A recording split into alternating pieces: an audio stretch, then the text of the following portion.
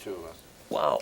What were we thinking? Those ties. I mean, my tie. Somebody asked me what that knot was, and I said the Vegas. The Vegas knot. That's right. Exactly.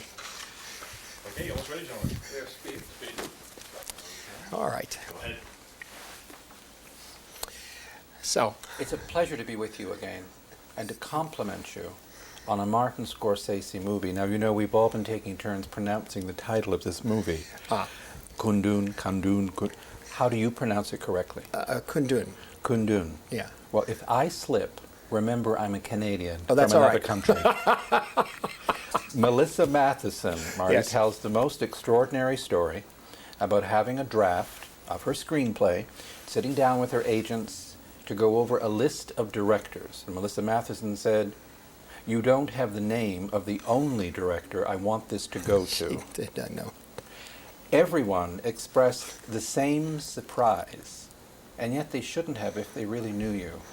Why do you think people were surprised you were directing this film? I think because I'm associated with movies that, well, some people see just in the films literally what's on the surface, which on the surface very often is the first word that comes to mind is violence.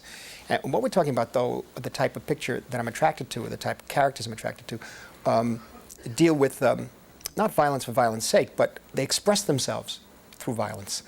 They come from a society and a world that expresses itself through violence. And it goes deeper than just a surface urban landscape of characters who are constantly resorting to violence. I think it goes deeper because I think if you're involved in that world in which people express themselves through violence, you automatically become interested in the other aspect of that, the other side of it, the other side of the coin, which is compassion and love. You see, we're both sides of the same coin in a way, and that's always fascinated me because of where I grew up, in the Lower East Side, where I found myself spending a lot of time in the church, and in the church they talked about compassion, love, loving your enemy even, which is extremely difficult, I think. And I'd go out in the street and it was very different. And I've always been wondering how you reconcile the two, how you put both together, you know. And so I've always been as attracted as I am to stories about people, let's say in organized crime, or people, as I say, who express themselves in violence, like a boxer, for example. It automatically, when I think of that, I think of the other side of it. I think of St. Francis. I think of Dorothy Day, who ran the Catholic Worker and who takes people, the homeless, off the street, or all her group downtown. I saw her once in my neighborhood. She gave a speech. Yeah. And I'm interested in how people in everyday life, especially in the world of today, can live a life where they're fulfilled through compassion, like the people who work in Mother Teresa's clinic and that sort of thing. Because there's both sides of the coin there, you see. And it's interesting to me as to what we're really made up of. What are we? Who are we as human beings? Will the side that is dark, the violent side, win out? Or will the light side, the side of the angels, win out? The Tibetans or the Chinese communists? Yes, exactly. Is the filmmaker who almost made a film on the life of Mother Cabrini, Yes. who almost made a film on Francis of Assisi, Right. who did make a film called The Last Temptation of Christ, Right. and found out what an intolerant world we lived in. In Scorsese on Scorsese, your extraordinary book, we found out even more about you, Barbara Defina. What happened in France is shocking that it happened in France. In France, I know. It's very surprising. Your subtext for Kundun is so in place. I know. So in place. It's like, well, of course he's going to take on the communist Chinese government and Tibet. What else is he going to do? He's cleaned up Vegas. Oh, yeah, we had to do that. He's well-dressed. But you know, when you talk about compassion, Marty, one of the extraordinary stories of your life and one of the turning points you've articulated was being the boy you were in your neighborhood in New York and seeing a man who'd been stabbed and he was bleeding on the street. And someone said, he's only a Jew. Right. Yeah. Yeah. And it changed your life. Yeah. Yeah. No, How? I was very surprised. I said, what do you mean he's only a Jew? I said to myself, I was about 6 years old. I said, it's a person. It's a human being, you know. And I wondered why there were a number of younger kids, and it's only a Jew, and they walked away. I couldn't believe it. I didn't know. I didn't know. I never experienced that, you see. That world was so small. It was such a small microcosm. In a sense, it was almost a literal transplanting of a little Sicilian village in the provinces of Sicily, outside the big cities, transplanted to the Lower East Side, you know.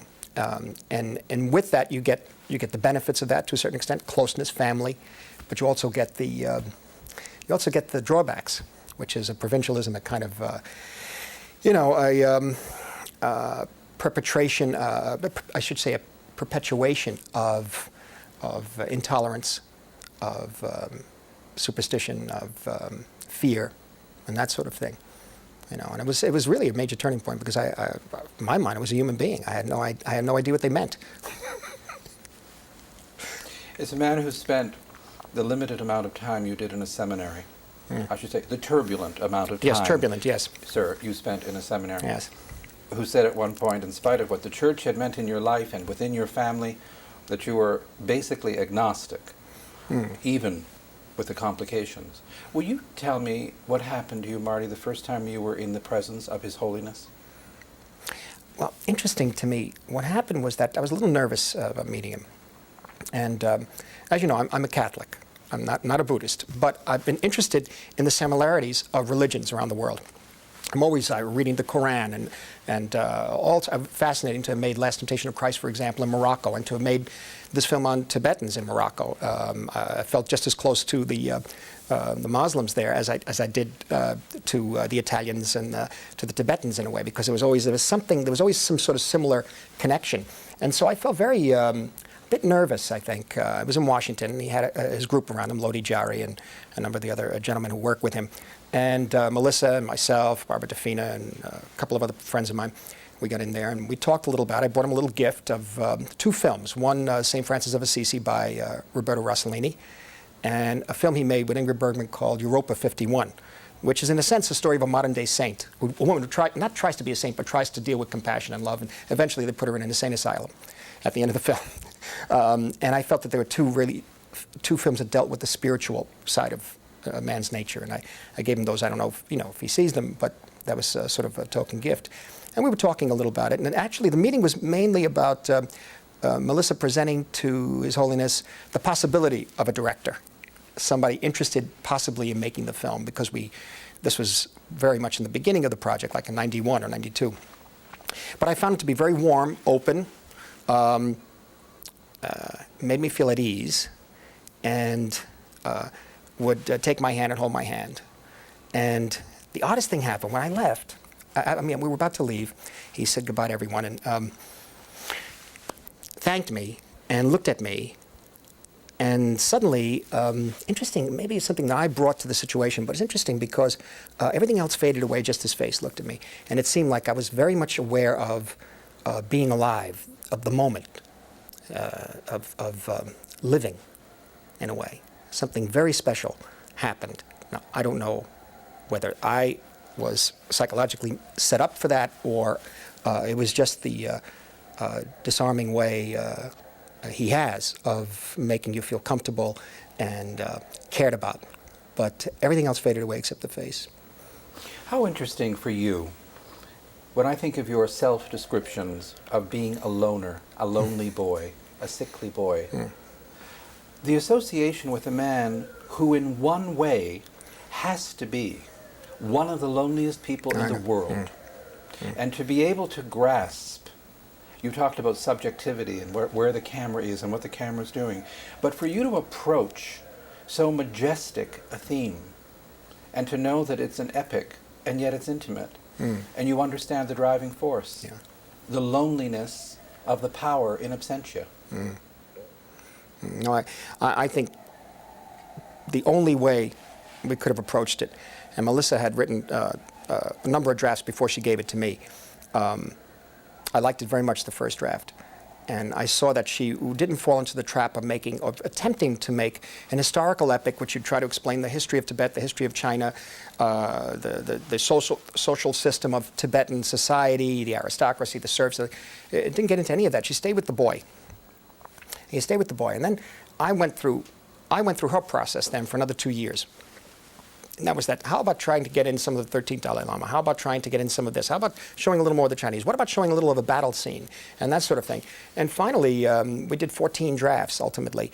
And finally, in draft 13 or 14, we found ourselves back at draft 1 and 2, which meant that we went the circuit, in a way, rethought everything, and came back to the original concept. And then beyond that, I said, well, then let's go even further. Let's deal with the literal point of view of the child, as he is a child and as he grows, even to the extent of seeing things subjectively from the child's point of view, because I think it automatically takes the audience and puts you with him, you know.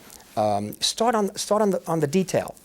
Forget the wide of Tibet. Start on the details. Start on the eye, the eyes opening up in the morning, running out to see his father, having breakfast. You know, we don't explain what they're eating, but you see what they're eating. You see that it's very simple.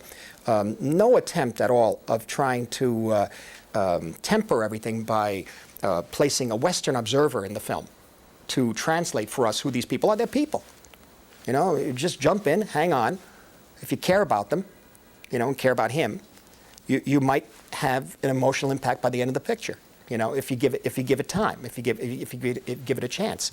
So the key there was really being totally, as much as possible, seeing everything through the Dalai Lama's eyes, through his point of view, even to the extent of implying that Tibet society and government was not necessarily Shangri-La, was not necessarily a utopia, so that he overhears conversations. He becomes aware of violence even, and also political intrigue and assassinations. We don't know the detail. We don't know why, how, but we do know it's happening, just the way a child would know. And the adults would tell him, "That's none of your business. Go inside." You know. So this is where we took it, because Melissa had really she was really sharp about dealing with it as a child's film almost for the first half. Marty, were you in the room when Melissa Matheson's husband Harrison Ford read the screenplay to His Holiness? Not the first time. Not the first time. About 3 or 4 times we met the Dalai Lama. The third or fourth time we met him and spent a day and a half with him at Melissa and Harrison Ford's house in Wyoming. And I liked Wyoming. Got off the plane and I looked around. It was Shane. I said, "This looks like the landscape of Shane." Someone was saying, "Come back, exactly. Marty, come back." And it turns out they did shoot Shane there. They did, literally. And the hotel we stayed in was a hotel where the actors and the director stayed. And it really was, it was beautiful. The Grand Teton Mountains and that sort of thing. So we met him there. He stayed at Melissa's house. And it was, I think, draft 12 of the script or something like that. And basically, we were going to spend the whole day, read the script to him again, and see if he could pick up anything, detail. Because detail, for me, is what's important. Because from the detail, you get the overall, you know. And Harrison started reading the script again, and His Holiness now had heard the script several times, and after about the 5th page, he said, I think that's not necessary anymore. I think maybe if you have specific questions about certain scenes or lines of dialogue, it'll be better. So that's how we went for the rest of the day. About 3 or 4 hour session, then we took a break and then came back in. And he'd remember everything. He remembered things, details. A certain drum is used here. Or, no, that dialogue wouldn't be right.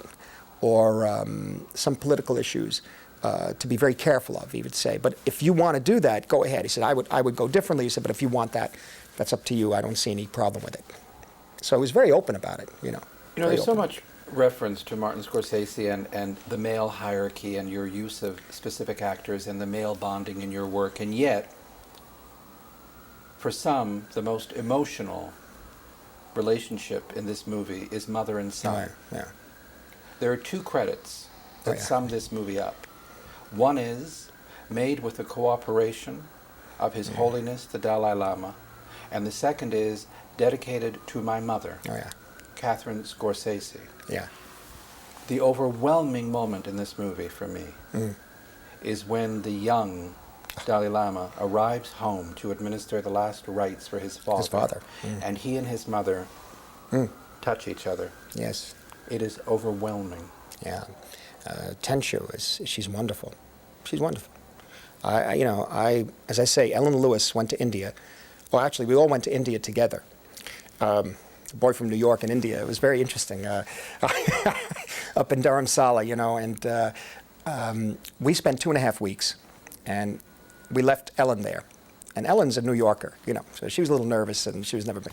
But she was then placed in the hands of the Tibetans, and they took her from New Delhi to Bangalore to Mysore to a place called Mundgad, and all around India, and she picked up Tibetans who would speak English. And she met these people and literally sent the videotapes back to me, and the picture was pretty much cast. And oddly enough, a number of the people were related to His Holiness, and including Tenshu, who plays the mother in the film, is His Holiness's niece. She's playing her grandmother. And as she pointed out, she's not an actor. And I was concerned too. They're not actors. How far could we go with them? As soon as we got to Morocco and they came in, we all talked about it. And basically, she was so open. And it's very interesting because they're not acting, you see. You say, well, they're behaving. Yeah, they're behaving. But I always think of certain actors who behave, like a Joe Pesci or a De Niro, to a certain extent, is a great behavior in a way. He behaves in the film, doesn't act. He is that part in a way. But these people in this film, the Tibetans who work in front of the lens in this picture, not only have the behavior of whom they're playing, but they live it. They really are it. So when the monks are performing those ceremonies, and they're really doing it. They believe in it. So when she is experiencing sorrow, it's very, very, very real. I don't mean to take that away from actors who can do that. They take it from other places, but she's taking it from the only place she knows herself, the tragedy of her country, her family, and it's all there.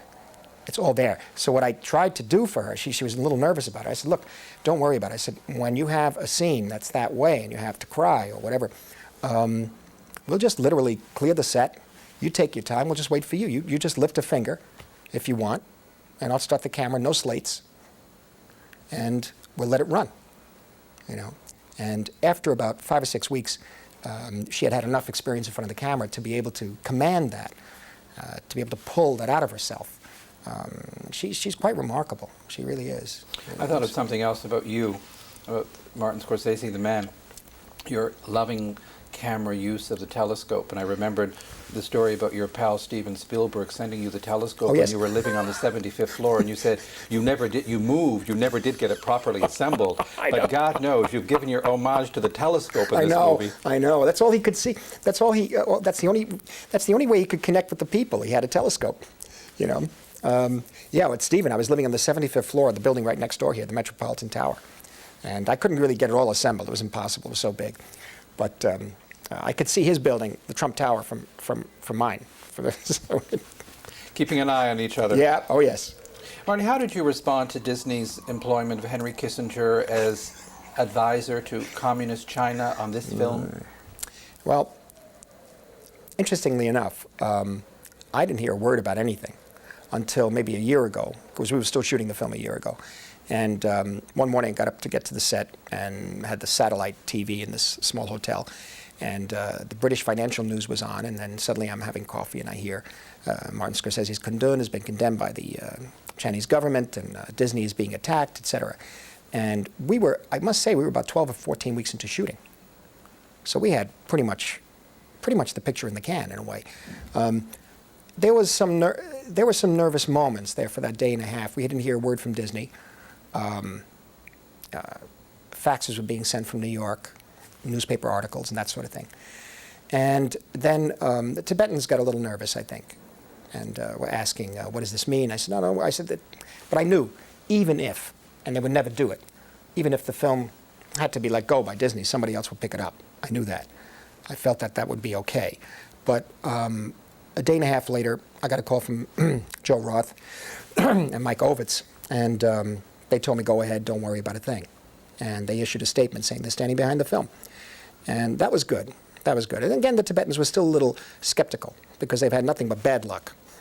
A few were asking me, what if the Chinese government pays back the money that Disney spent on the film? I said, no, I don't think that'll happen. It just, they made a stand, and they're not going to back down. That's all there is to it. There were issues, though, as the picture was being edited. I realized for one of the few times I would have to show this film to the studio on the first rough cut, because they just have to know what's in the movie to deal with the situation. The Disney studio is one thing. Disney Corporation is another. There are no more studios, they're corporations. And usually the movie studio aspect of, or element, I should say, of a corporation is minor in terms of money. It doesn't bring in as much as other things the corporation does. And they don't want any problems anymore. They just don't want any pesky little political problems. It doesn't pay. So it does endanger freedom of expression in America. The economics of what's happening now, the opening up of Asia. The market is so big that you're going to find some corporations not allowing studios to make certain pictures that they feel would offend certain people around the world, so they can have business. But this is something that the guilds have to fight, and the directors have to fight, and the actors have to fight to get certain pictures made. But what eventually happened was that I felt that because they stood by the film and were very supportive, I felt I had to show them the first cut of the picture, which I never do, a long cut of it, just so they could see what's in there. And it's very interesting because in the film there is no China bashing in a way. This is one of the things His Holiness was even concerned about, because one of the things I heard him say was, he said, look, I learned a lot from my enemy. He said, I learned patience. And that's interesting. So what I try to do is show, in certain cases, the Chinese point of view. Not all of it, of course, but to show that if I show the Chinese point of view, it means that they are believing in what they're doing. And so does the Dalai Lama believe in it, which makes it more of a tragedy, you see. And what eventually happened was that as we were finished editing, they saw the film, good comments made, and nothing else was discussed. And so a few weeks later, things got a little nerve-wracking when I understood that Henry Kissinger was being consulted, etc. That sort of thing. Excuse me. And then I felt that I had to start to think of a way, just in case the film be dropped, a way to support the picture somehow. But they're not going to drop the film. And what happened too was that there was a period around that time, if they're not going to drop it, then will they release it properly? That was the key. You know, and if they're not going to release it properly, how do we fight back? Well, there's the creative community. There's the whole issue. If it happens to this film, it's going to happen to your film, and your film, and your film, and that's the end of it. There's no more freedom of expression in this country, you see. That's the bigger issue. But during that period, it was touch and go for a few weeks, and it was really a matter of not, there weren't threats or discussions. It was just negotiations and talking, representatives talking, and it went on for a few weeks, and finally, by the end of it, they said, fine, we're releasing the film, we're opening it, we're even going to open it for a week at the end of the year to qualify for Academy, just to give it a shot, you know, because it looks, I love the way Dante Ferretti and Roger Deakins made it look, and Barbara's work, and Melissa, and all of us, everybody, you know, I really feel it needs a shot at something there, and release it wide, but in a small scale, on January 16th, because it's a film that needs to build an audience in a way. It's not, if you're interested to going, if you want to go see a movie and you want to see some action and adventure, that sort of thing, don't see this yet. In other words, wait till you're in the mood to be taken by a movie and immersed in another world and go with it, then go see the film, you know. So it needs a little bit of a softer, not a softer, but a slower build-up. And so far, things have been very good. Things have been very, very good. As for everything we've asked for, they've given us. You've made a wonderful film. Thank you. I thank you. Thank you. Martin Scorsese.